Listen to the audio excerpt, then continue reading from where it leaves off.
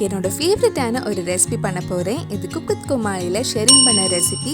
இந்த டேஸ்டியான பன்னீர் மக்னி எப்படி செய்கிறதுன்னு இந்த வீடியோவில் பார்க்கலாம்.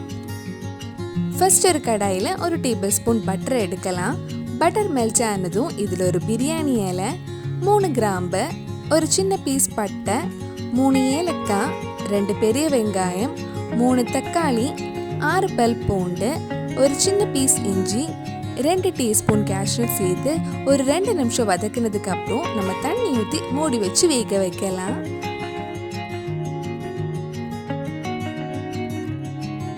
இது 2-3 நிமிஷம் கிட்ட நல்லா வதக்கியாச்சு. இனி இதில் ஒரு கப் தண்ணி ஊற்றி ஒரு வாட்டி மிக்ஸ் பண்ணதுக்கு அப்புறம் மூடி வச்சு 10 நிமிஷம் வேக வைக்க போகிறேன். தக்காளி வெங்காயம் எல்லாம் நல்லா வதங்கிடுச்சு. இதை ஆஃப் பண்ணிட்டு கொஞ்சம் நேரம் ஆற வச்சிருங்க. நல்லா ஆறினதுக்கு அப்புறம் இது ஒரு மிக்ஸி ஜாருக்கு மாற்றிட்டு நல்லா ஸ்மூத் பேஸ்ட்டாக அரைச்சி எடுக்கலாம். இப்போ அதே கடாயில் 2 டேபிள் ஸ்பூன் கிட்ட பட்டர் ஆட் பண்ணுறேன். பட்டர் கொஞ்சம் மெல்ட் ஆகி சூடானதும் இதில் 200 கிராம் பன்னீர் போட்டு லைட்டாக கொஞ்சம் ஃப்ரை பண்ணி எடுக்கலாம். நீங்கள் ஃப்ரை பண்ணும்போது பன்னீர் கொஞ்சம் கலர் சேஞ்ச் ஆகிற வரைக்கும் ஃப்ரை பண்ணிக்கோங்க. எங்கள் வீட்டில் பன்னீர் ஃப்ரை பண்ணால் அவ்வளோவா பிடிக்காது, அதனால் லைட்டாக கொஞ்சம் ஃப்ரை ஆனதும் எடுத்துட்டேன். இப்போ அதே கடாயில் 1/4 டீஸ்பூன் ஜீரகம், ஒரு பச்சை மிளகாய், 1/4 டீஸ்பூன் மஞ்சள் பொடி, 1/2 டீஸ்பூன் மிளகாய் பொடி, நல்ல கலருக்காக 1 டீஸ்பூன் காஷ்மீரி மிளகாய் பொடி, 1 டீஸ்பூன் மல்லிப்பொடி, 1/4 டீஸ்பூன் கரம் மசாலா சேர்த்து அந்த மல்லிப்பொடி மிளகாய் பொடி பச்சை வாசனை போகிற வரைக்கும் கொஞ்சம் நேரம் வதக்கலாம். இது வதக்கும் போது லோ ஃப்ளேமில் வச்சுருங்க, இல்லைன்னா சீக்கிரம் கருகிடும். பச்சை வாசனைலாம் போனதுக்கப்புறம் நம்ம அரைச்ச தக்காளி வெங்காயம் பேஸ்ட் ஆட் பண்ணலாம். உங்களுக்கு குழம்பு எந்த கன்சிஸ்டன்சியில் வேணுமோ அதுக்கேற்ற மாதிரி கொஞ்சம் தண்ணி ஆட் பண்ணிக்கோங்க.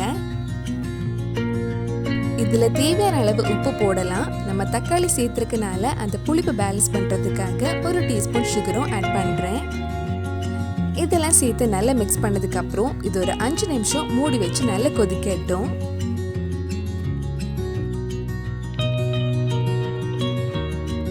நம்ம கிரேவி சூப்பராக ரெடி ஆயிருக்கு.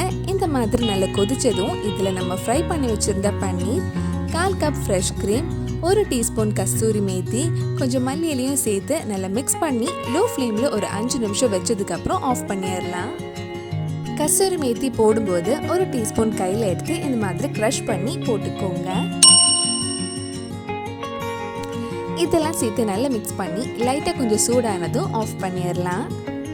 அவ்வளவுதான், ரொம்ப டேஸ்டியான பன்னீர் மக்னி ரெடி ஆயிடுச்சு. கண்டிப்பாக நீங்களும் இந்த ரெசிபி உங்கள் வீட்டில் செஞ்சு பாருங்கள். பிடிச்சிருந்தா இந்த வீடியோவை லைக் பண்ணுங்கள், உங்கள் ஃப்ரெண்ட்ஸ் அண்ட் ஃபேமிலிக்கு ஷேர் பண்ணுங்கள். வேறு நல்லா குக் வித் கோமாளி ரெசிபி நம்ம சேனலில் ட்ரை பண்ணலான்னு கீழே கமெண்ட் பாக்ஸில் சொல்லுங்கள்.